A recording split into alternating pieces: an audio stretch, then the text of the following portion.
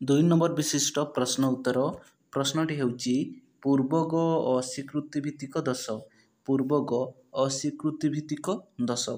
ଏହାର ସଠିକ୍ ଉତ୍ତର ମିଶ୍ର ପ୍ରାକଳ୍ପିକ ନିରପେକ୍ଷ ଯୁକ୍ତିର ଦ୍ୱିତୀୟ ନିୟମ ଅନୁଯାୟୀ ସାଧ୍ୟାବୟବର ଅନୁଗକୁ ପକ୍ଷାବୟବରେ ଅସ୍ୱୀକାର କଲେ ତାହାର ପୂର୍ବଗକୁ ସିଦ୍ଧାନ୍ତରେ ଅସ୍ୱୀକାର କରାଯାଏ।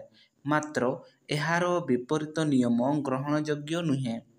ଉଦାହରଣ, ଯଦି କ ଖ ହୁଏ ତେବେ ଗ ଘ ହୁଏ। ଏଇଟା ହେଉଛି ସାଧ୍ୟାବୟବ। ଗ ଘ ହୁଏ ନାହିଁ ପକ୍ଷାବୟବ। ସିଦ୍ଧାନ୍ତ ଦେଇଛି କ ଖ ହୁଏ ନାହିଁ। ଦେଖ, କିନ୍ତୁ ବିପରୀତ କ୍ରମେ ଯଦି ପକ୍ଷାବୟବ ଦ୍ୱାରା ପୂର୍ବଗ ଅସ୍ୱୀକୃତ ହୁଏ ଏବଂ ତାହାକୁ ଭିତ୍ତି କରି ସିଦ୍ଧାନ୍ତରେ ଅନୁଗକୁ ଅସ୍ୱୀକାର କରାଯାଏ, ତେବେ ଏହି ନିୟମ ଲଙ୍ଘିତ ହୁଏ ଏବଂ ଯୁକ୍ତିଟି ଦୋଷଯୁକ୍ତ ହୋଇଥାଏ। ଏହାକୁ ପୂର୍ବଗ ଅସ୍ୱୀକୃତି ଭିତ୍ତିକ ଦୋଷ କହନ୍ତି।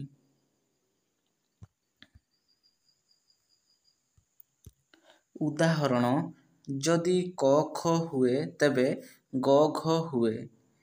କ ଖ ହୁଏ ନାହିଁ। ସିଦ୍ଧାନ୍ତ ଗ ଘ ହୁଏ ନାହିଁ। ଯଦି ସୂର୍ଯ୍ୟ ଥାଏ ତେବେ ଆଲୋକ ଥାଏ। ସୂର୍ଯ୍ୟ ନାହିଁ। ସିଦ୍ଧାନ୍ତ ଅଛି ଆଲୋକ ନାହିଁ।